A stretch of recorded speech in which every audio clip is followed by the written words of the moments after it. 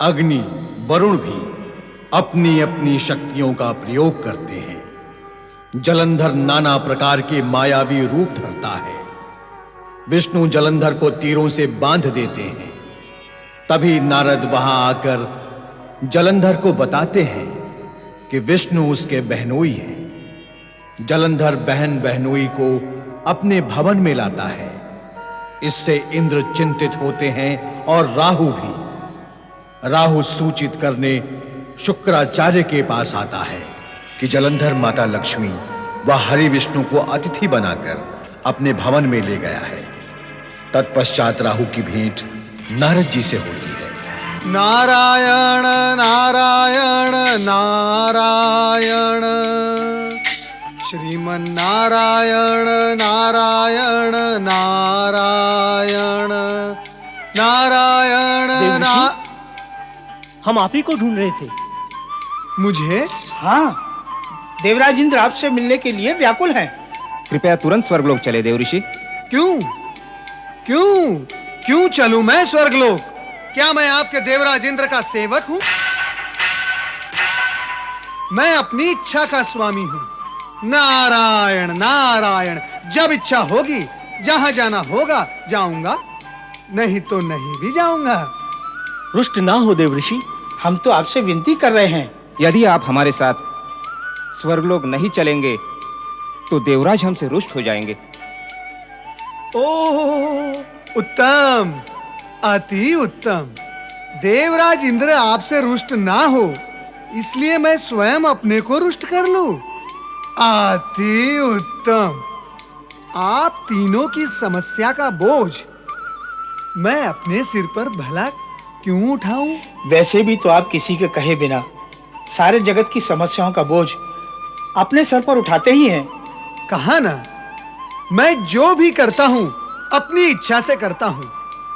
मैं ये भी जानता हूं कि देवराज इंद्र मुझे क्यों बुला रहे हैं। वे लक्ष्मी नारायण के जलंधर भवन जाने से चिंतित हैं, जानता हूं। और वे ये चाहते हैं कि मैं उन्हें वहां से लौटा लाऊं, किंतु मैं ऐसा करने में असमर्थ हूं। आप और असमर्थ? तारकासुर भयंकर असुर था ना? अत्यंत भयंकर। और जलंधर उसके पश्चात उत्पन्न होने के पश्चात भी भयंकरता में उस तारकासुर के पिता का भी पिता है। कौन जाएगा वहां? और मैं नारायण नारायण शिव शिव शिव शिव शिव।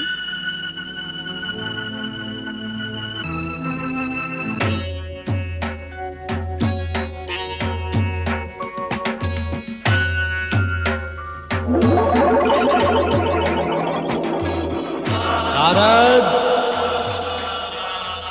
नारायण नारायण नारायण, भजमन नारायण नारायण नारायण। नारद, नारद। भोलेनाथ, आज्ञा करे भोलेनाथ। जगत में असुर राज जलंधर की उपस्थिति जगत के लिए हितकर नहीं है। इसीलिए उसके विनाश के लिए शक्ति स्वरूपणी पार्वती के क्रोध को तुम्हें जगाना होगा, जागृत करना होगा। यह कार्य करने में केवल तुम ही समर्थ वे योग्य हो। इसीलिए जलंधर के पास जाकर अपनी चतुराई का उपयोग करो। चतुराई का उपयोग? तुम्हारा कल्याण हो। भोलेनाथ, चतुराई का उपयोग? लक्ष्मी नारायण नारायण नारायण। ओम नमः शिवाय। ओम नमः शिवाय। ओम नमः शिवाय। ओम नमः शिवाय। ओम नमः शिवाय। ओम नमः शिवाय। ओम नमः शिवाय। ओम नमः शिवाय। ओम नमः शिवाय।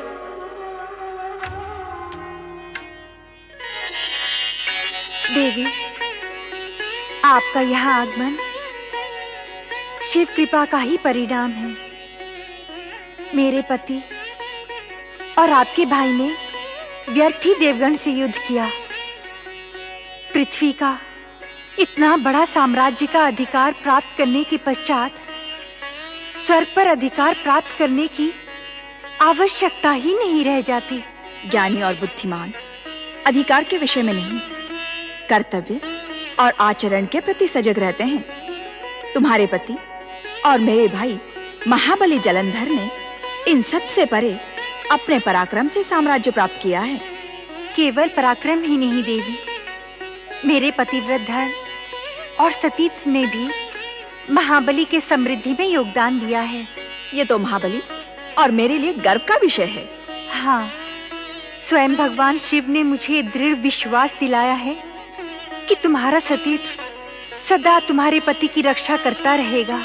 तुम्हारे शुद्ध आचरण और उच्च विचारों के कारण ही भगवान शिव ने तुम्हें यह वरदान स्वरूप विश्वास दिया है। ओम नमः शिवाय। वृंदा, वृंदा, वृंदा, वृंदा, स्वामी, वृंदा, तुमने हमारी आज्ञा और अपने वचन का पालन नहीं किया। लक्ष्मी और विष्णु अब तक महल में हमारे अतिथि बने हमारे विरुद्ध षड्यंत्र कर रहे हैं। नहीं स्वामी नहीं, वे हमारे विरुद्ध षड्यंत्र कदापि नहीं कर सकते। वे तो हमारे संबंधी और शुभचिंतक हैं। संबंधी, शुभचिंतक, इसलिए तुमने अपने पति की इच्छा के विरुद्ध अब तक उन दोनों को महल से विदा नहीं किया। क्या संबंधी ऐसे होते हैं? मेरे प्राण हर लेने के उद्यत अपने पति विष्णु को रोक नहीं सकती थी मेरी बहन लक्ष्मी? क्या बहन ऐसी होती है? ये जानते हुए कि मैं उसके पत्नी का भाई हूँ, विष्णु ने मुझ पर प्राण तक प्रहार किए। क्या बहनों ही ऐसे होते हैं? वो सर्व देवों में श्रेष्ठ है, पूजनीय है, तो क्या हुआ? देवता हमारे शत्रु हैं, शत्रु। ऐसे निर्दयी स्वार्थी मेरे संबंधी और शुभचिंतक नहीं हो सकते, कदापि नहीं। कुछ भी हो, उन्हें यहाँ से जाना ही होगा। हाँ जलंधर, अब हमने भी निर्णय ले लिया है, हमें यहाँ से चले जाना है। किंतु इस प्रकार हमें अपमानित करके भेजने का दुष्परिणाम तुझे भोगना ही होगा। अब निश्चय ही जान कि तेरा सर्वनाश समीप है। तू स्वयं हमें यहाँ आग्रहपूर्वक लाया था, किंतु अपमानित करके चले जाने पर बाध्य कर रहा है। ऐसे अस्थिर बुद्धि वाले जीवन में कभी स्थिर नहीं होते, और तू भी नहीं होगा।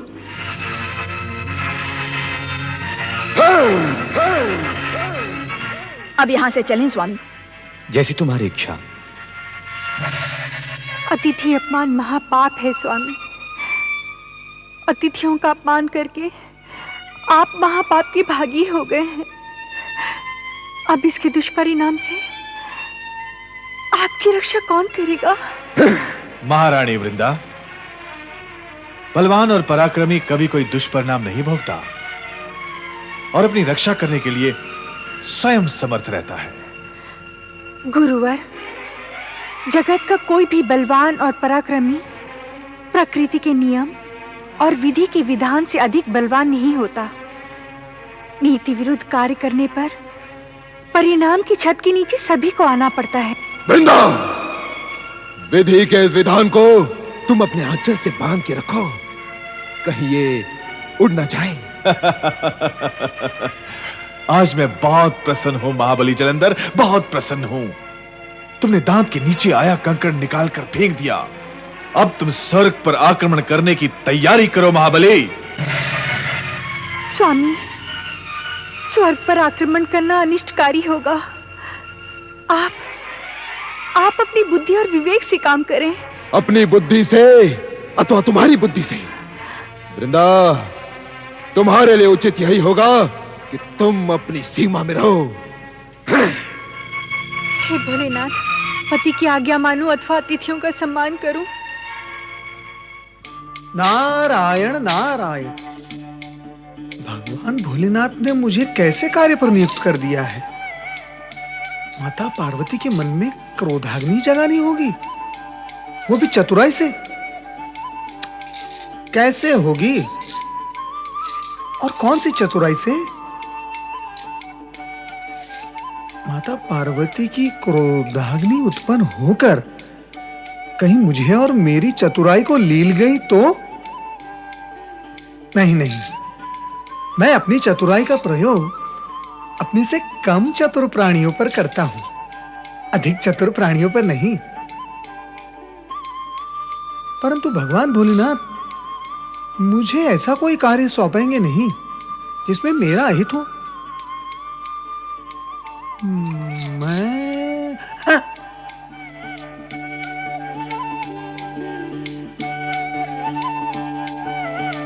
नारायण नारायण।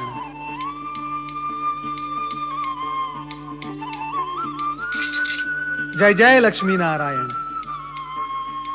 किंतु प्रभु, आप दोनों तो महाबली जलंधर के अतिथि थे, इतने शीघ्र कैसे लौट आए? लौट नहीं आए, लौटा दिए गए हैं। बहन के घर से भाई लौटता है, किंतु भाई के घर से बहन लौटाई गई, यह सुनकर दुख हुआ। अर्थात तामसिकता विकसित हो रही है। हाँ नारद, ऐसा ही है। जलंधर ने हम दोनों का घोर अपमान किया है, उसका सर्वनाश निश्चित है। हाँ माता, पूज्य, आदरणीय और सत्पुरुषों का अपमान करने वाला मृत्यु से पूर्व मृत्यु द्वारा ही अपमानित होता है, और इतना अपमानित होता है कि मृत्यु से पूर्व उसकी मृत्यु भी हो जाती है, सर्वनाश हो जाता है उसका। माता, आप ही के उद्गार मैं अपने शब्दों में प्रकट कर रहा हूं। वैसे आप दोनों को यहां देखकर मैं अति प्रसन्न हूं, कारण कि आपके दर्शन से मेरी समस्या का समाधान हो गया। वो कैसे नारद? वो ऐसे भगवान भोलेनाथ ने मुझे एक कार्य पूर्ण करने का आदेश दिया है। आप दोनों के दर्शन से पूर्व मैं द्विधा में था कि वो कार्य पूर्ण होगा कैसे, परंतु आप दोनों के दर्शन के पश्चात द्विधा मिट गई। अर्थात अब वो कार्य मैं निश्चिंत होकर पूर्ण कर सकूंगा। और अब मुझे भगवान भोलेनाथ के आदेश का अर्थ भी समझ में आ गया है। श्री हरि, कैसा आदेश, कैसा कार्य, कौन सी द्विविधा? कुछ तो स्पष्ट कहो नारद। माता, इस जगत में मन और वाणी स्पष्ट रहें और शेष सभी कुछ अस्पष्ट रहें, तो भी जगत के सभी प्राणी सुखी हो जाएंगे। नारद, तुमने फिर से शब्दों का भ्रमजाल बुनना आरंभ कर दिया। मैं तुमसे पूछ क्या रही हूँ और तुम उत्तर क्या दे रहे हो? माता, आपके प्रश्नों के उत्तर देने का सामर्थ्य मुझ में नहीं है। ये कार्य श्री हरि विष्णु कर सकते हैं। नारायण नारायण। नारद कुछ बताए बिना ही अदृश्य हो गए। वैकुंठ चलो, वहां तुम्हें सब कुछ ज्ञात हो जाएगा। महाबली जलंधर की जय, महाबली जलंधर की जय, महाबली जलंधर की जय, असुर अधिनायक महाबली जलंधर की जय, सम्राटों के सम्राट महाबली जलंधर की जय। सेनापति, आज्ञा करे महाबली। सेना तैयार करो, हम तुरंत स्वर्ग पर आक्रमण करेंगे। आपकी आज्ञा का पालन होगा महाबली। नारायण नारायण। तो महाबली जलंधर स्वर्ग पर विजय प्राप्त करने की तैयारियां कर रहे हैं। क्यों? क्या हम स्वर्ग विजय नहीं कर सकते? नारायण नारायण। महाबली, आपका प्रश्न तो अत्यंत सरल है, किंतु मेरा प्रश्न आश्चर्य में डूबा हुआ है कि अब तक आपने स्वर्ग पर विजय की क्यों नहीं? गुरु ने आज्ञा ही विलंब से दी नारद। गुरु? ये गुरु कौन है? तुम हमारे गुरु को नहीं जानते? गुरु शुक्राचार्य। आहा, गुरु शुक्राचार्य। तो महाबली, आप उन्हें आदर और सम्मान से गुरुदेव क्यों नहीं कहते? नहीं, ये देव, देवी, देवता ना तो देखने में हमारे आंख को भले लगते हैं, ना ही बोलने में हमारे मुंह को भाते हैं। ये देव, देवी, देवता का उच्चारण ही हमें अस्वस्थ सा बना देता है। नारायण नारायण। फिर भी महाबली, गुरु का उचित सम्मान तो आवश्यक ही है। आप गुरुवर तो बोल ही सकते हैं। वर? वर? वर तो और भी अधिक विपदाकारी है नारद। नारायण नारायण, इसमें विपदा कैसी? वर में ई प्रवेश कर गया तो? ई? ई? ये ई क्या हुआ महाबली? वही मानव और देवताओं वाला ई, जो ईश्वर कहलाता है। शव में यदि ये ई प्रवेश कर जाए तो शिव बन जाता है। वर में घुसकर वीर बन गया तो? गुरु वर से वीर बन जाएंगे, और एक स्थान पर दो वीर कैसे रह सकते हैं? हाँ? वीर जलंधर तो गुरुवीर शुक्राचार्य को अपने मार्ग से हटा ही देगा। हाँ नारद, अकारण ही गुरु के प्राण मेरे हाथों से जाएं, उससे तो उचित यही होगा ना कि मैं केवल गुरु कहकर काम चलाऊं। उत्तम, अति उत्तम, सर्वोत्तम। महाबली जलंधर, आप केवल महाबली ही नहीं, महाज्ञानी भी है। धरती आपको पाकर धन्य हो गई है। हाँ, स्वर्ग और आकाश भी हमें पाकर धन्य हो जाए, धन्य हो जाए। उत्तम, अति उत्तम, सर्वोत्तम। महाबली जलंधर, आप केवल महाबली ही नहीं, महाज्ञानी भी है। धरती आपको पाकर धन्य हो गई है। हाँ, स्वर्ग और आकाश भी हमें पाकर धन्य हो जाएंगे। और अब ये बताओ कि तुम यहाँ किस प्रयोजन से आए हो? पहले भी एक बार तुम मुझे मूर्ख बना चुके हो। नहीं नहीं महाबली, ऐसा करने की कोई आवश्यकता ही नहीं थी। आवश्यकता ही नहीं थी तो फिर क्यों मुझे लक्ष्मी और विष्णु के साथ संबंध बढ़ाने के लिए आग्रह किया? तुम्हारे विषय में तो कहा जाता है कि तुम जहां जाते हो वहां असुरी भाषा में उसे कबाड़ा कहते हैं।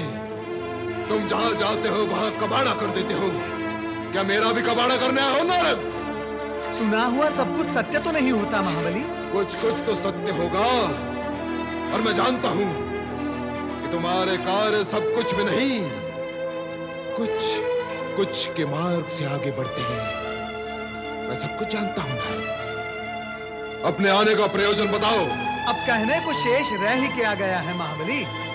कुछ कुछ और सब कुछ दोनों को मिलाकर सारा कुछ आपने कह ही दिया है।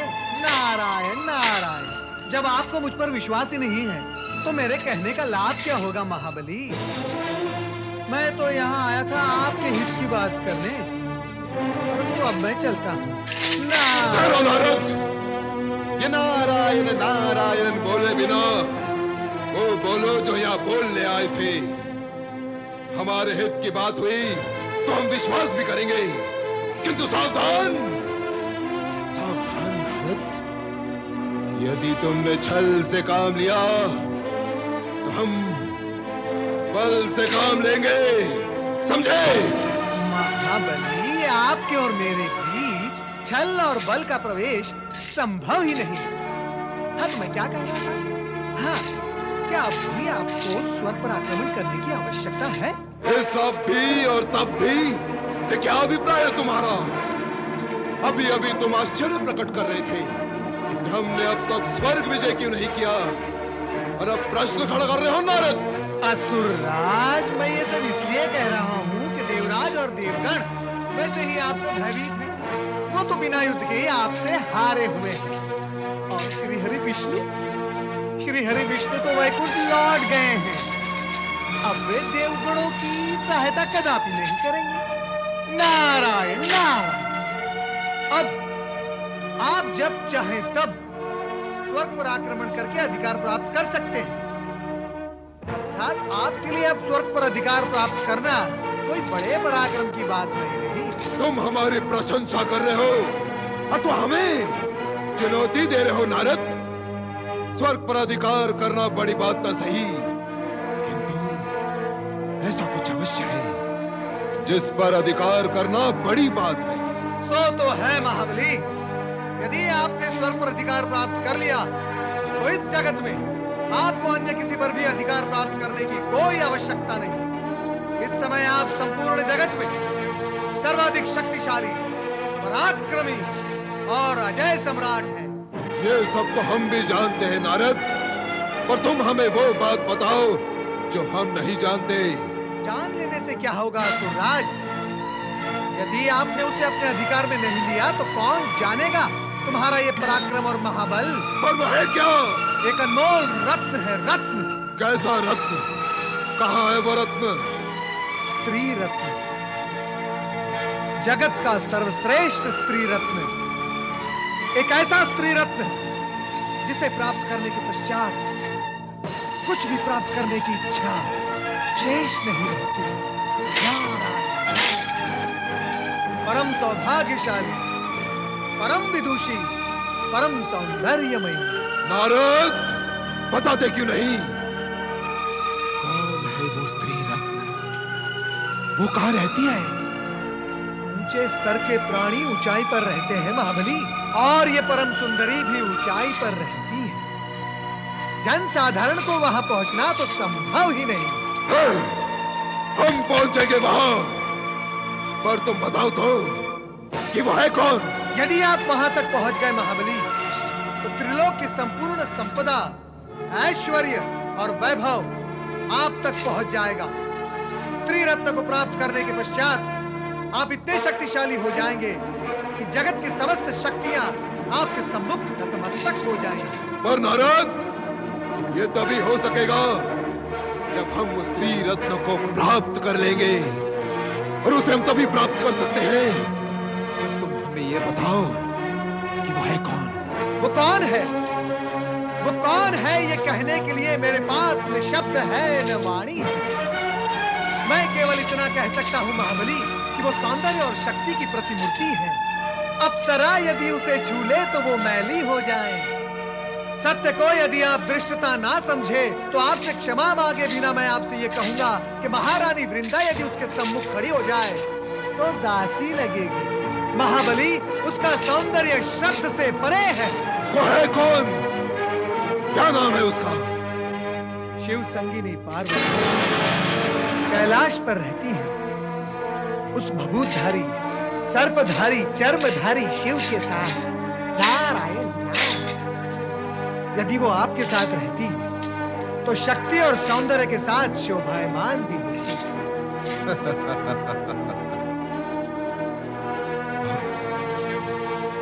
अब ऐसा ही होगा नारद। ऐसा ही होना चाहिए महाबली, ऐसा ही होना चाहिए। अन्यथा आपका ये वैभव, विस्तृत साम्राज्य, शक्ति का विस्तार सब व्यर्थ हो जाएगा महाबली। आप शीघ्र उसे प्राप्त करने के प्रयास करें, और आप जैसे ही उसे प्राप्त कर लें, कृपया कर मुझे सूचित कर दें।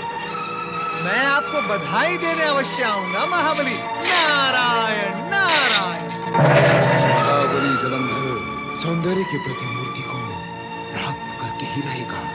अब यही जलंधर का उद्देश्य है। हम पार्वती को चर्मधारी, सर्पधारी शिव से अलग कर देंगे।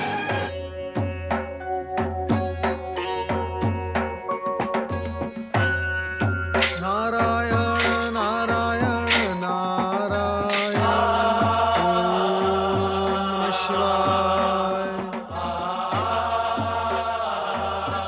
आओ नारद, कहो क्या कर रहा है? क्या कहूँ भगवान, मैं स्वयं को अपनी ही दृष्टि में गिरा कर आ रहा हूँ। क्यों? हे भोलेनाथ, आपने मेरी इच्छा के विरुद्ध मुझसे कार्य करवाकर मुझे अपनी ही दृष्टि में लज्जित कर दिया है। प्रभु, इस अपराध भाव को लेकर मैं कहां जाऊं? इस अपराध भाव से मैं कैसे मुक्त हो पाऊंगा? प्रभु, मैं कैसे मुक्त हो पाऊंगा? रह रहकर जब मुझे स्मरण होता है कि उस जलंधर को भ्रमित करने के लिए मैंने माता पार्वती के विषय में बहुत कुछ अनर्गल कहा है, तो ये स्मरण करके मेरा मन ग्लानि और दुख से भर उठता है। प्रभु, मुझे क्षमा करें। नारद, ज्ञानी होकर भी अज्ञानियों की भांति आचरण करने की क्या आवश्यकता है? तुमने जो कुछ भी किया, कहा, स्वेच्छा से नहीं, हमारे आदेश से किया। तुम ये भी भली भांति जानते हो कि हमने जो प्रेरणा दी और प्रेरित होकर तुमने जो किया, उसके मूल में लोकहित ही है। उग्र प्रवृत्ति का जलंधर अधिक समय तक जीवित रहेगा तो निर्दोष प्राणियों को पीड़ित करेगा। उसके विनाश के आयोजन में ही हम दोनों संलग्न हुए हैं। किंतु जलंधर के विनाश के लिए माता पार्वती के नाम का दुरुपयोग करना क्या आवश्यक था भोलेनाथ? इससे पार्वती के नाम को कुछ भी दोष नहीं लगता नारद, किंतु जलंधर जैसे महापातकों को मृत्यु की दिशा दिखाने के निमित्त अकल्पनीय आयोजन भी करने पड़ते हैं।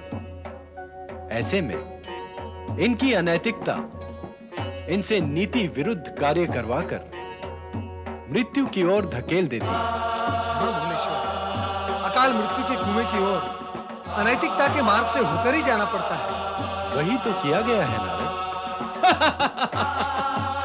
हे त्रिकालदर्शी, आपकी लीला अपरंपार तो है ही, आश्चर्यकारी और कल्पनातीत भी है। जिस चमत्कारिक ढंग से आप अपनी लीला रचाते हैं, उसी अद्भुत ढंग से आप उसे समेट भी लेते हैं। नारायण नारायण। भोलेनाथ, अब तो भगवान विष्णु और माता लक्ष्मी जलंधर के अतिथि नहीं है, अर्थात अब जलंधर के भाग्य कक्ष में अशुभ ग्रह प्रवेश कर चुके हैं। हाँ नारद, लक्ष्मी और विष्णु का वहां अतिथि बनना, तत्पश्चात वहां से अदृश्य हो जाना, यह सब पूर्व निर्धारित था। ओम नमः शिवाय। सर्वत्र भोलेनाथ की ही लीला है, चाहे जलंधर हो या सती वृंदा। नारायण नारायण।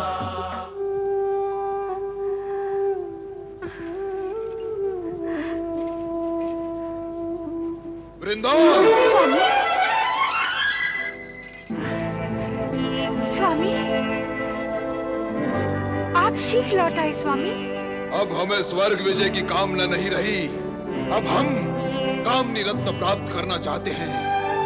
कामिनी रत्न अर्थात स्त्री रत्न।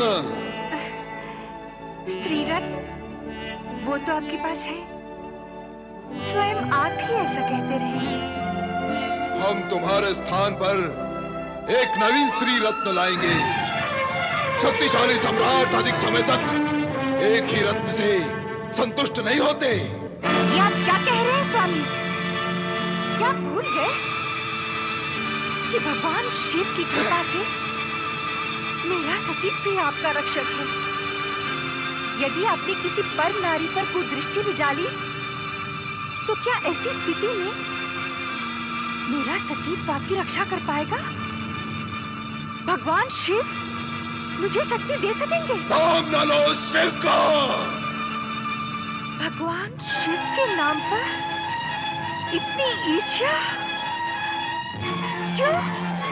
इसलिए कि तुम्हारे स्थान पर जिस रत्न को मैं लाना चाहता हूँ, वो शिव की पत्नी पार्वती ही है। शिव शिव शिव, जगत की सर्वश्रेष्ठ सुंदरी पार्वती अब हमारे महल की शोभा बनेगी। हाँ। क्या बोल रहे हैं? क्यों बोल रहे हैं ऐसा? आपकी वाणी साथ कैसे दे रही है? ऐसे पापपूर्ण शब्द मुख से निकालने के लिए? अरे, वेद तो शिवा है, शिवा जगत माता, जगत जननी, जगदम्बा है। उनके विषय में ऐसी अशोभनीय बात सोचने वाले को तो नर्क में भी स्थान नहीं मिलता। तुम्हें किसने कहा कि हमें नर्क में स्थान चाहिए? नहीं चाहिए। इसलिए तो पार्वती को अपने राजमहल की रानी बनाएंगे हम। परिणाम का भय नहीं है आपको? जिन्हें परिणाम का भय होता है वो जीवन को भोग ही नहीं सकते। नहीं स्वामी, मैं ये पाप आपको करने नहीं करने दूंगी। सावधान वृंदा, सावधान! यदि तुमने हमारे मार्ग में बाधा बनने की चेष्टा की अथवा पार्वती और हमारे बीच आने का प्रयत्न भी किया तो हम तुम्हें समाप्त कर देंगे।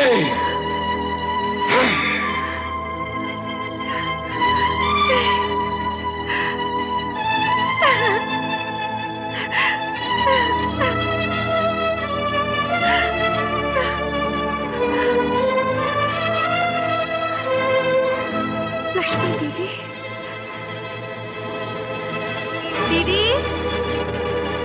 लक्ष्मी दीदी, न जाने ये दोनों भी कहाँ चले गए। सारा महल छान मारा है, लगता है वो दोनों यहाँ से जा चुके हैं।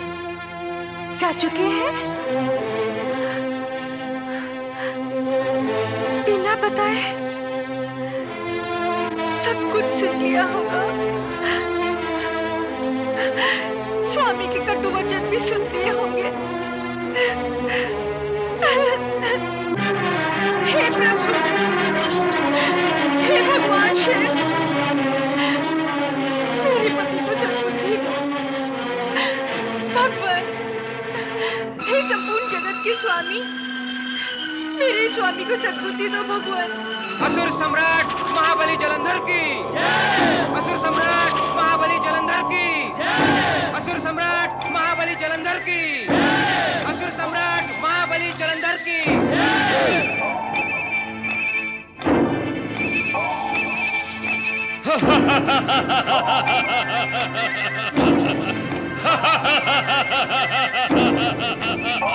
तुम आ गए राहु, हम तुम्हारी प्रतीक्षा कर रहे थे। मुझे किस लिए बुलाया महाबली? राहु, जब कार्य विशेष हो और अन्य कोई इसे करने में असमर्थ हो तब तुम्हें ही याद करना पड़ता है। आज्ञा करे महाबली, मुझे क्या कार्य करना है? आज्ञा तो हम कर देंगे, किंतु तुम्हें उसका पालन भी करना होगा।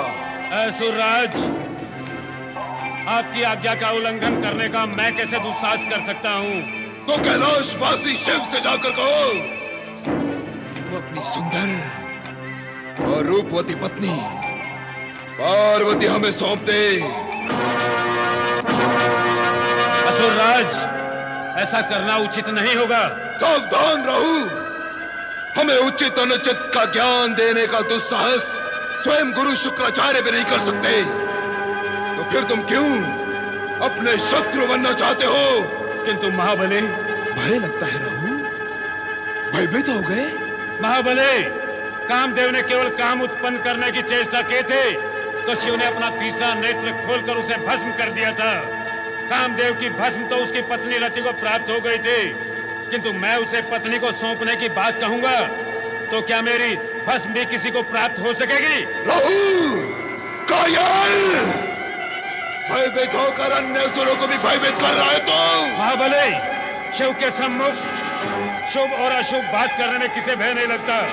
फिर वे हम असुरों के पूज्य भी तो हैं, क्या उनके सम्मुख जाकर ऐसा करना? बंद कर और सुन, कि अभी तक तेरा केवल शीश शेष है। यदि तूने हमारी आज्ञा न मानी तो हम इसे खंडित कर समुद्र में फेंक देंगे। कैलाश पर शिव के सामने जाने से तेरे विनाश की केवल संभावना है, पर न जाने से तेरा विनाश निश्चित है।